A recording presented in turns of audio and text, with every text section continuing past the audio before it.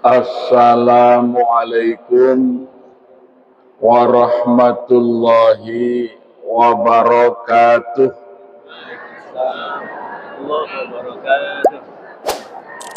Alhamdulillahilladzi ja'ala yawma 'idan lil muslimin wa rahmatul lil mu'minin. Asyhadu an la ilaha illallah iyyahu na'budu wa iyyahu nasta'in wa asyhadu anna Muhammadan abduhu wa rasuluh alladzi mab'utsu rahmatan lil alamin. Allahumma shalli wa sallim wa barik ala sayyidina Muhammadin wa ala alihi wa sahbihi ajma'in, amma ba'd. Raditu billahi rabba wa bil islami dina wa bi Muhammadin nabiyya wa rasula. Rabbi zidni ilma warzuqni fahma. Amin. Para asatidah yang dimuliakan Allah, terutama ustadz-ustadz kita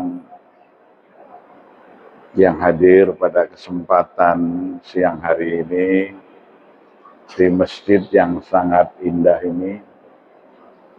Mudah-mudahan ini menjadi ibadah kita yang diterima Allah Subhanahu wa taala. Amin.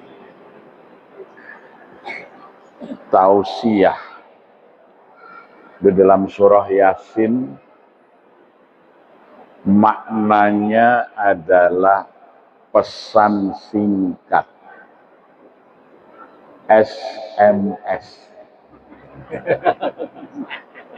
Jadi tidak boleh panjang kalau tausiah ya.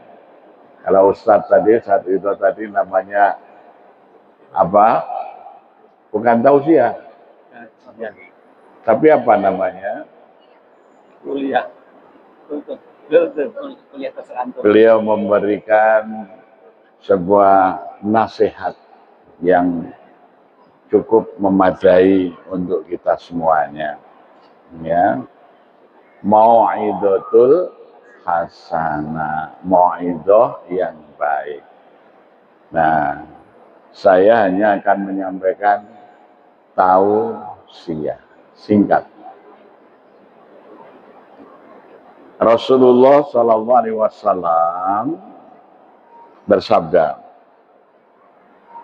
Inna Allah ja'ala min bani Adam samanin khisalin arba'atun li ahlil jannah wa arba'atun li ahlin nar. Sesungguhnya Allah menjadikan kepada anak Adam itu 8 perkara. 8 perkara. Arba'atun li ahlil jannah wa arba'atun li ahlin nar. Yang 4 perkara itu menjadi ciri calon-calon penghuni surga. Sedangkan yang 4 perkara itu menjadi tanda-tanda calon penghuni neraka. Ya, yang akan masuk surga itu cirinya 4, yang mau masuk neraka cirinya juga 4. Wa arba'atun li ahlil jannah. Adapun 4 tanda orang yang akan masuk surga itu, yang pertama, wajhun malihun, wajah yang ramah. Nah, jadi calon-calon di surga itu wajahnya ramah. Wajhun malihun. Kalau orang Jawa bilang semana semadulur ulate padang. maka dia banyak tersenyum. Karena untuk membentuk senyum itu cukup 13 otot muka. Kalau cemberut itu 51 otot muka. Nah, jadi menurut ahli anatomi itu, kalau orang ya tersenyum itu cukup 13 otot yang digerakkan. Tapi kalau cemberut itu 51 otot. Maka kalau cemberut lebih cepat nampak tua karena kerja berat. Ya. Jadi yang pertama calon penghuni surga itu seperti malaikat Ridwan, wajahnya ramah. Yang kedua, walisanun fasihun. Ahli surga itu lesannya terjaga. Lesannya fasih. Kalau bicara baik, dengan cara bicara yang baik. Maka Rasulullah mengingatkan, man kana yu'minuna billahi wal yaumil akhir falyakul khairan aw liyaskut. Barang siapa yang beriman kepada Allah dan hari akhir, falyakul khairan, hendaklah bicara yang baik, aw yaskut, atau lebih baik berdiam. Ya. Jadi orang yang akan masuk surga adalah orang yang lisannya terjaga dalam kebaikan.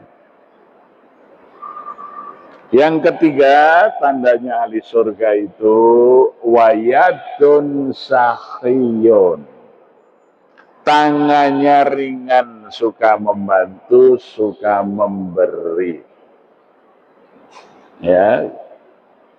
Alladzina yunfiquna fis-sarra'i wadh-dharra. Nah, orang yang bertakwa itu ciri yang pertama itu bukan sholatnya, tapi yunfiquna fis-sarra'i wadh-dharra. Tanda ketakwaan yang pertama itu yunfiqun, berinfak.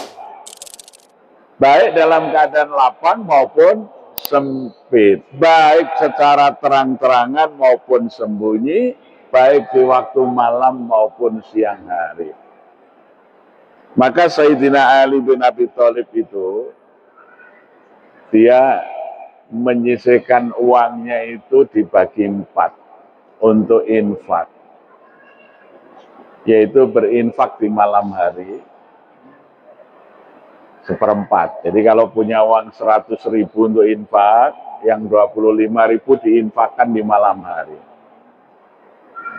Yang 25.000 diinfakkan di siang hari. Yang 25.000 diinfakkan secara sembunyi-sembunyi. Dan yang 25.000 diinfakkan secara terang-terangan. Karena berinfak itu bisirri wa alaniyah, baik secara rahasia maupun terang-terangan, fil laili wan nahar, baik di waktu malam maupun siang. Jadi kalau berinfak itu sehari 4 kali. Malam hari berinfak, siang hari berinfak, secara terang-terangan berinfak, secara sembunyi-sembunyi berinfak. Alladzina yunfiquna fis-sarra wadh-dharra. Nah, itu yang pertama, ketakwaan itu ukurannya adalah ya berinfak. Fis-sarra wadh-dharra. Ya. Jadi orang yang akan masuk surga itu yadun sakhiyun. Tangannya ringan, suka memberi, suka membantu. Yang keempat, wa qalbun taqiyun. Hatinya mudah bergerak dalam kebaikan. Jadi kalau ada ajakan berbuat baik, segera hatinya itu tergerak untuk ikut. Ya. tidak menghalang-halangi, tidak ngerepotin. Ayo ngaji, wah ya insya Allah.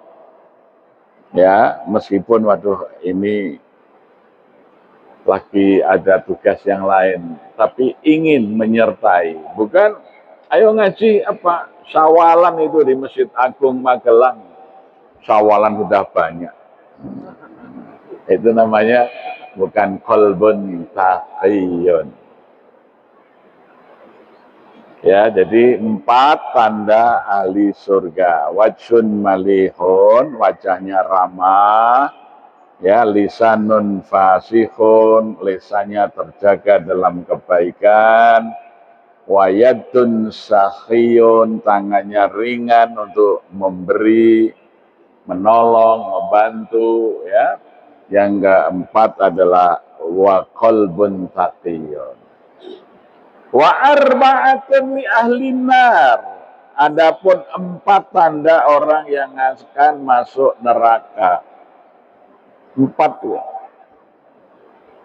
Yang pertama, wajhun rosiyun. Wajahnya sangar. Wajahnya menakutkan. Wajahnya membuat tidak nyaman orang. Ya, jadi wajahnya itu membuat orang yang melihat itu takut. Seperti wajah malaikat Malik. Malaikat penjaga neraka. Ya. Jadi kita hindari memasang wajah yang sangar. Yang kedua, walisanun fahisun. Kalau yang masuk surga walisanun fasihun. Tapi ahli neraka itu walisanun fahisun. Lidahnya tajam. Kalau bergerak ada hati yang terluka. Ya. Maka Sayyidina Ali bin Abi Thalib pernah memberi nasihat begini. Faqad yurja lima syaifi bur'ud wala bur'a lima jarohal lisan. Masih akan ada harapan untuk sembuh jika pedang telah melukai tubuh. Kemana obat tidak dicari kalau lidah telah melukai hati. Nah, jadi kalau luka oleh pedang itu mudah disembuhkan, tapi luka oleh hati itu lebih sulit untuk sembuh. Maka dalam silaturahim, sawalan, reuni, pertemuan seperti ini hendaknya dihindari 3 hal. 1, body shaming. Memberi komentar atas body orang. Baru ketemu, lama nggak ketemu, komentarnya, loh kamu kok nampak gendut? Nah, itu nggak boleh itu. Atau sebaliknya, kamu kok sekarang kurus banget? Ya, kamu kok nampak hitam toh? Jadi nggak boleh. Ya. Jadi kita itu nggak boleh seperti itu, bertemu, kemudian teguran pertama itu saya mengomentari tentang fisik orang. Oh, sudah ompong loh kamu itu. Nggak boleh yang seperti itu. Ya. Yang kedua, jangan membicarakan pencapaian duniawi. Ya. Alhamdulillah anakku 5 kabeh wis mentas loh. Kowe iku malah durung nikah. Kapan kowe nikah? Padahal yang ditegur ini ya sudah berusaha cari jodoh, mohon pada Allah belum dikabulkan. Setiap ketemu ditanya, kapan nikah? Saking jengkelnya, nanya kepada orang yang nanya itu. panjenengan sedo kapan? Ganti ditanya, marah. Ya. Jadi jangan kalau ketemu ini belum nikah, kalau sholat siap ketemu ditanya, ini wis tahun anyar loh kok durung nikah. Nggih lah jenengan kok dereng mati. Ya.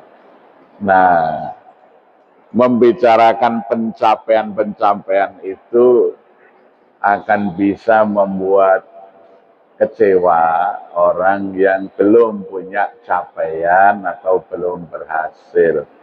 Padahal semua keberhasilan itu hanyalah dari Allah Subhanahu wa ta'ala. La haula wa la quwata illa billah.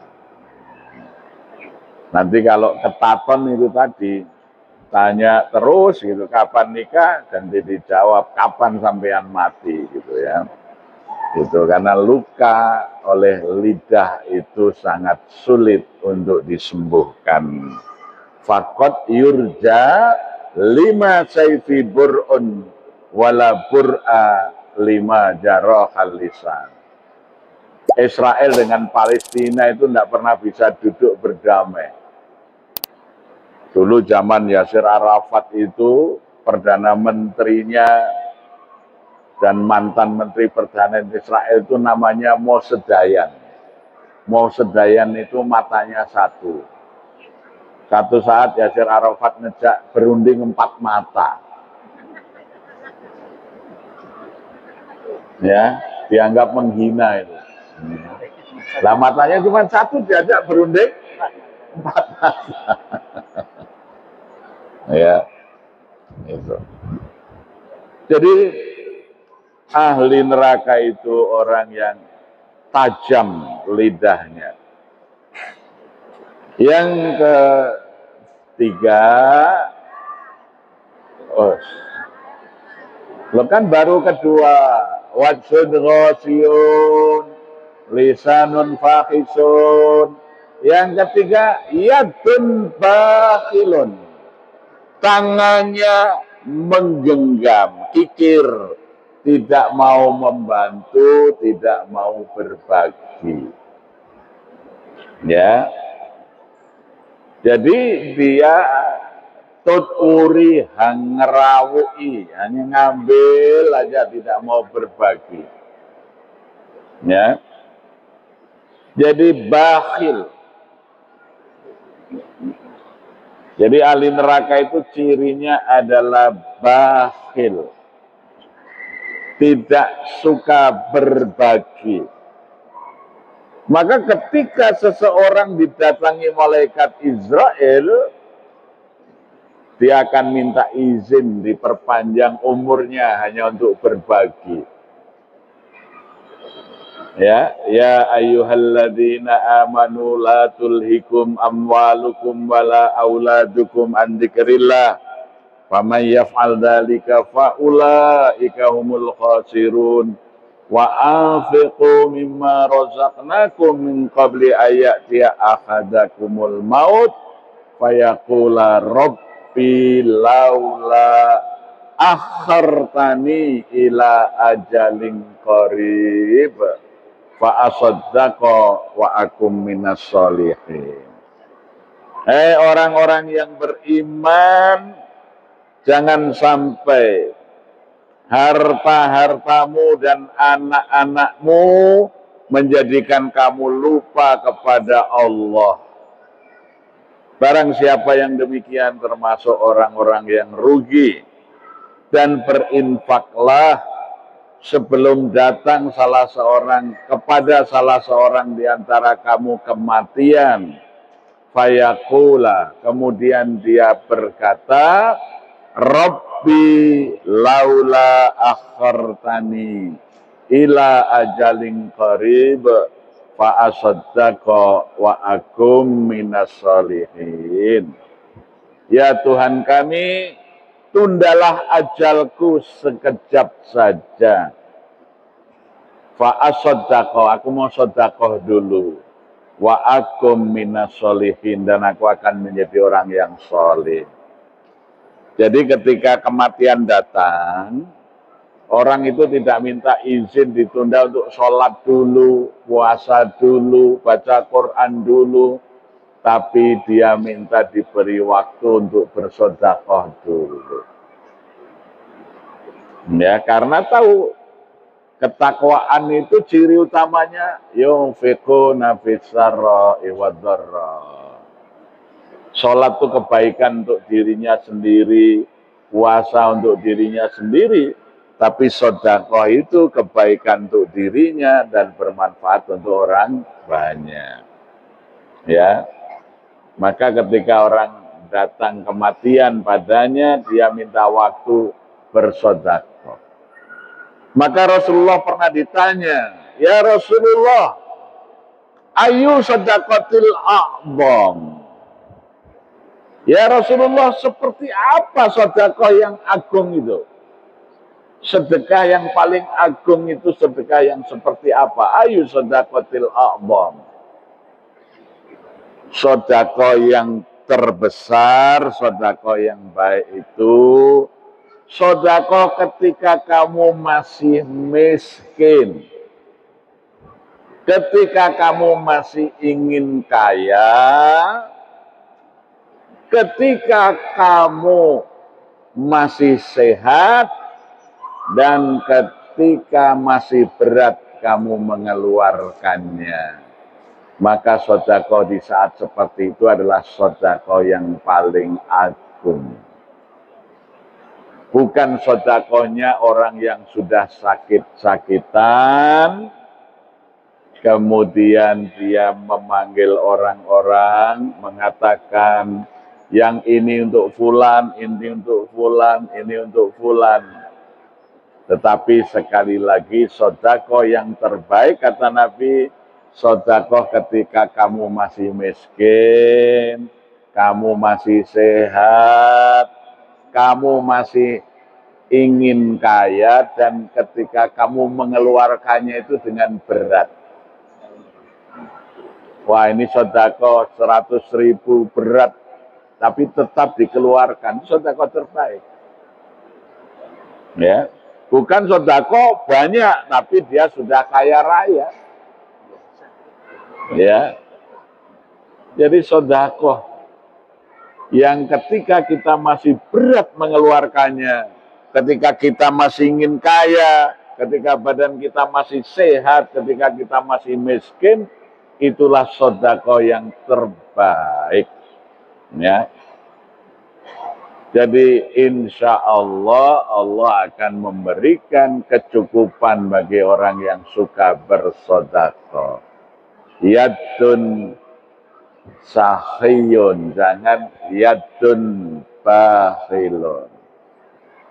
Terakhir, ciri orang yang akan masuk neraka yang keempat, wa qalbun syadidun, yang hatinya keras, ya, tidak mudah memaafkan.